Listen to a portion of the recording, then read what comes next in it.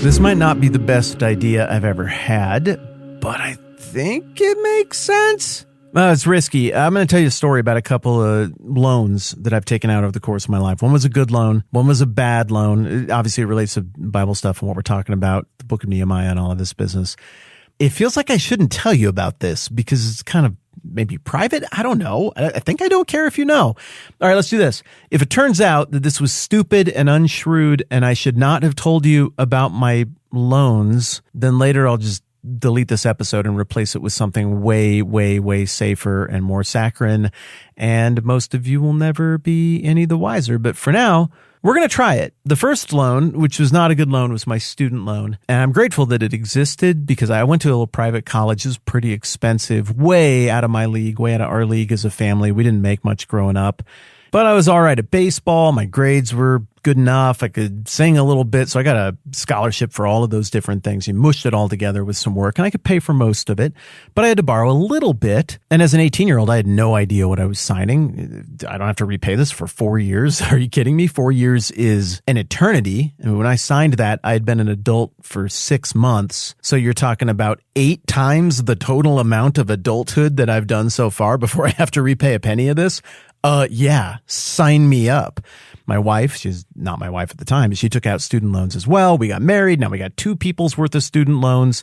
I just hadn't done the math on it. Now I got my first job out of college, which I'm pretty excited to announce this, was at Pizza Hut. I was a delivery driver and it was very hard to pay back that loan. It was brutal. Every month it was like before we could do anything or take any ground as a young couple, we had to contend with this giant monster and we only had 30 days to do it. And then the clock would reset the new calendar month. And now we had 30 days to slay the monster again. It was a very heavy weight for a very long time.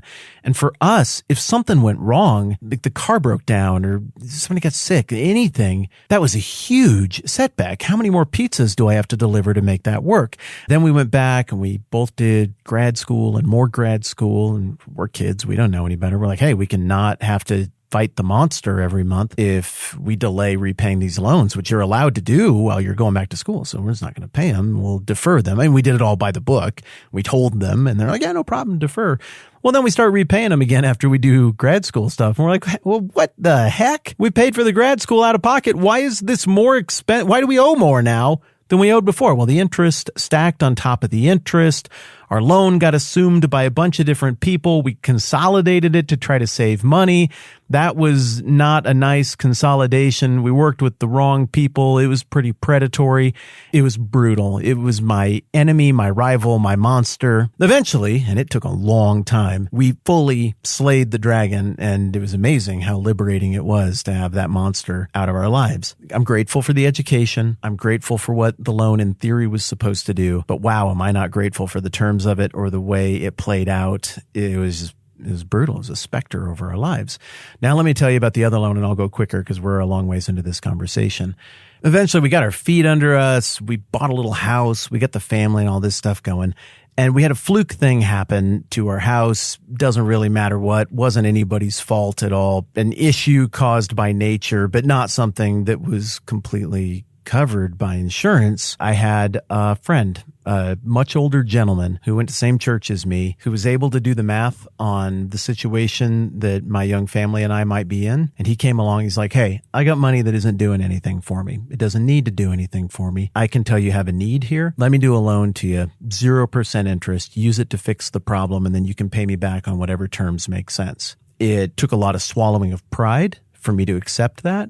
But the reality is that any economic stability that I feel today is directly tied to the unbelievably perceptive and generous terms of that loan that gentleman and his wife made to my wife and I. That was a life-changing thing. And we got him paid back too. I mean, he was first priority, but it never felt like I was dealing with a monster there. It was a privilege to get to pay him back. Here's what I'm driving at. You and I have been looking at the book of Nehemiah, Nehemiah chapter 5 specifically. Nehemiah thwarts the violent advances of Sanballat and enemies from without, enemies who are not part of the returning exiles.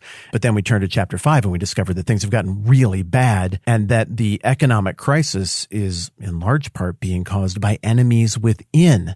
certain returning exiles are exploiting other returning exiles. They are in their darkest time. The monster they're trying to slay economically and in their personal finances is way meaner than anything I ever had to deal with.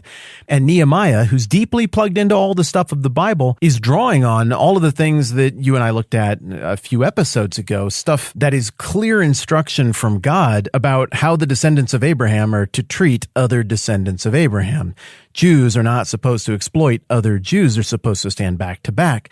They're supposed to be this profound network of economic justice that is built into the system here. And while there is allowance in the Old Testament for charging interest to established people who aren't vulnerable from other people groups, there is no allowance for exploiting the poor from any people group, and especially no allowance for exploiting or really even charging interest to a fellow Jew. And it does take an economic genius to look at that and say, wow, that's very smart. That's very forward thinking. I mean, on the one hand, it's a good way to build relationships with your neighbors who are from a different family, to do fair lending that involves interest. Really, over the long haul, you're bringing you're bringing material value into your tribe while still providing real value and opportunity for people in another tribe by giving them cash on hand they don't have, to build things, to develop things, to get through a tight spot, whatever it might be. And so with the Old Testament and our last 4 days of conversation in view, it's not hard to see why Nehemiah was so upset. When I think of my own emotions regarding what turned out to be a very exploitative loan in terms of my student loan, maybe it wasn't that in the first place. I don't know, it's too far back and I was too young to know. But what it turned into as it got sold to other people or whenever we consolidated, that was predatory. That was screwed up. It wasn't right what the terms of that loan were. And stupidly, I signed it. I get it. That's why I ultimately did pay it off. And look, I was able to pay my bills. I got through it. I didn't have to sell any of my kids into slavery. And if I still feel as much sting over that as I do, as maybe you're hearing in my voice as I talk about this, it's easy to imagine the kind of complete and total outrage that Nehemiah is feeling over an economic injustice, an order of magnitude greater than anything I've ever gone through. And worst of all, that it is being carried out in direct defiance of the clear and express commands of God and societal established expectations from Jewish people toward other Jewish people during an incredibly vulnerable time. It's hot garbage. But there's one lingering thing out here coming off of these 5 days of conversation we've had about that. And that is, what about now, though? I mean, any one of you who has a 401k, you're invested in something, any kind of retirement account, you are collecting interest theoretically from someone else, even if there's multiple degrees of separation from realizing that interest. I mean, you are. Interest kind of makes the world go round. We live in a debt society where we borrow all the time. And heck, even if you're getting interest on your checking account at the bank, you're also receiving interest pretty much all the time, even if it's not always a ton of interest. So is this prohibition of the Old Testament carried forward into the New Testament? And if you're looking at the clock and you're like, well, that sounds like a whole big giant topic. How are we going to get this done? Well, we're going to get it done because this is not that hard. I mean, the answer is no. The prohibition does not seem to be carried forward in the most literal of senses. Matthew chapter 25, one of my favorite passages in the whole Bible, is the one about the talents, where the master gives 3 different servants different stacks of money, and clearly the expectation is go do something fruitful with this so that it is more money when I get back. He wants a return on his investment. And the people who get a return, he's like, hey, great job. Here's more. Go do more. And the one who doesn't get a return, he's like, yeah, you're fired. He's not happy at all. So it's pretty clear teaching from Jesus that an expectation of engaging in financial practices whereby your money yields a return, that this is normal, normative, acceptable. Now, at times in the history of the church, Christians have looked at the Old Testament and been like, the spirit of the law is the same as the letter of the law. No lending for interest whatsoever. And there were people within the church who would lend with interest, and there were people who would not. That sort of ebbed and flowed a little bit through the classical age and the Middle Ages.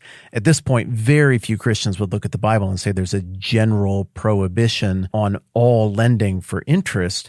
So the letter of the law, I don't get the impression that that seems to carry forward outside of the Old Testament Jewish community. But I think the spirit of the Old Testament law, even though all the ground rules of the world and society and the fact that back then you're talking to just Jewish people in a chosen covenant community, and the New Testament is written to pretty much just to everybody, despite all of those changes, I do think the spirit of the law comes through. Don't be exploitative. Don't be a part of sabotaging somebody else's future for your own personal gain. And it is a clear kingdom and Christian value, according to the parable of the shrewd manager over in Luke, to use your resources in a way, resources you cannot keep beyond this lifetime, to do kingdom things, to bless other people, to make redemptive stuff happen. In summary, Nehemiah is absolutely right in his historical, cultural context, and in the context of the moment he was in redemptive biblical history. He was right to be furious. And I think any of us today, regardless of our beliefs or where we're coming from, background-wise, anything, when we see economic exploitation designed to do horrible things to people to enrich a few by taking advantage of them, enslaving them effectively with debt, we're right to be outraged by that as well. It's not loving to your neighbor. It's not in keeping with the kingdom values of Jesus. However, it does seem that the complete and absolute prohibition on collecting any kind of interest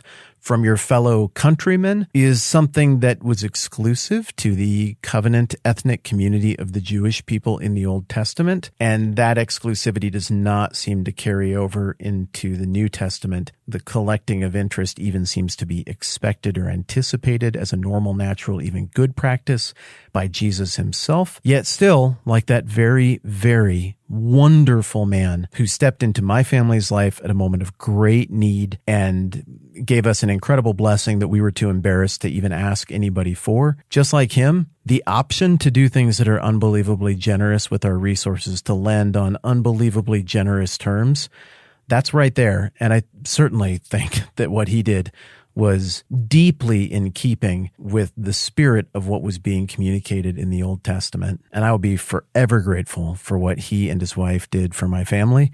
And maybe even you're listening right now, my friend. Thank you for what you did for me. I'm going to try to give that away to other people for as long as I live. Okay, now, and this time I mean it for real, next time around we'll get on to the stuff where Nehemiah starts to solve the problem. All right, I'm Matt. This is a 10-Minute Bible Hour podcast. Let's do this again soon.